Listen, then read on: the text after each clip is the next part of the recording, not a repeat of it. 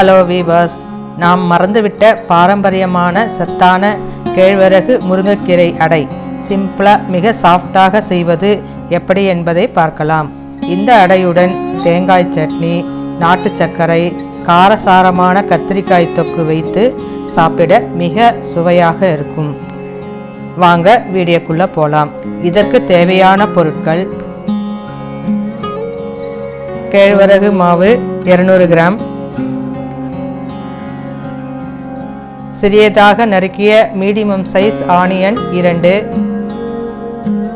பச்சை மிளகாய் 3, உப்பு தேவையான அளவு, கருவேப்பிலை சிறிதளவு, முருங்கைக்கீரை ஒரு கைப்பிடி அளவு. முருங்கைக்கீரையை நல்லா அலசி காம்பு இல்லாமல் இந்த மாதிரி நீங்கள் உருவி எடுத்து வச்சுக்கோங்க. வாங்க கேழ்வரகு அடை செய்யலாம்.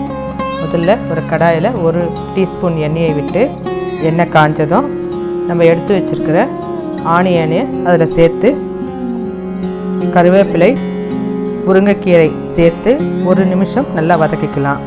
இது ரொம்ப நேரம் ஃப்ரை பண்ணணும்னு கிடையாது, லேசாக வதங்கினா போதும். பாருங்கள், இந்த மாதிரி லேசாக வதங்கினா போதும். ஸ்டவ்வை ஆஃப் பண்ணிவிடுங்க. ஒரு பாத்திரத்தில் நம்ம எடுத்து வச்சுருக்கிற கேழ்வரகு மாவை சேர்த்துக்கலாம். அதோடு நம்ம வதக்கி வச்சுருக்கிற ஆனியனையும் சேர்த்து, அதற்கு தேவையான ஒரு 1/2 டீஸ்பூன் உப்பையும் சேர்த்து, சூடான தண்ணியை கொஞ்சம் கொஞ்சமாக சேர்த்து கலந்து விட்டுக்கலாம்.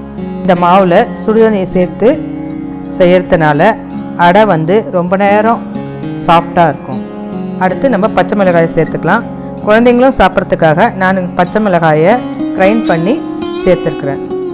எல்லாவற்றையும் சேர்த்து நன்றாக கலந்து வச்சுக்கலாம். பாருங்கள், மாவை இந்த மாதிரி சாஃப்டாக கலந்து வச்சுக்கணும். ரொம்ப கெட்டியாகவும் இல்லாமல் ரொம்ப தண்ணியாகவும் இல்லாமல் இந்த மாதிரி கலந்து வச்சுக்கோங்க.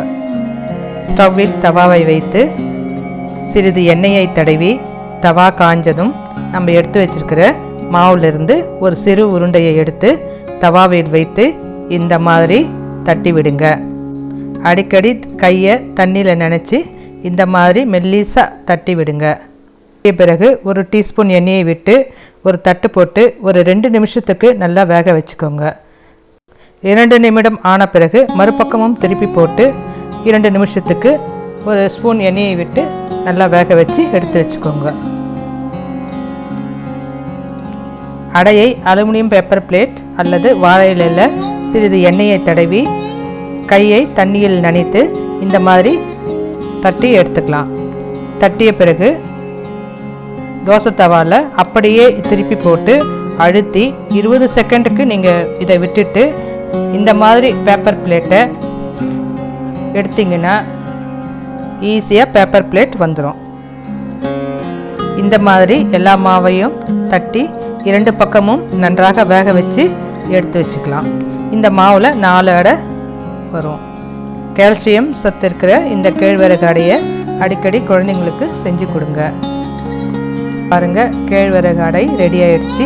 இந்த அடை கூட தேங்காய் சட்னி, கத்திரிக்காய் தொக்கு, நாட்டு சர்க்கரையுடன் சேர்த்து சாப்பிட மிக சுவையாக இருக்கும். என்னுடைய சேனலை சப்ஸ்கிரைப் பண்ணாதவங்க சப்ஸ்கிரைப் பண்ணுங்கள், லைக் பண்ணுங்கள், ஷேர் பண்ணுங்கள். தேங்க்யூ.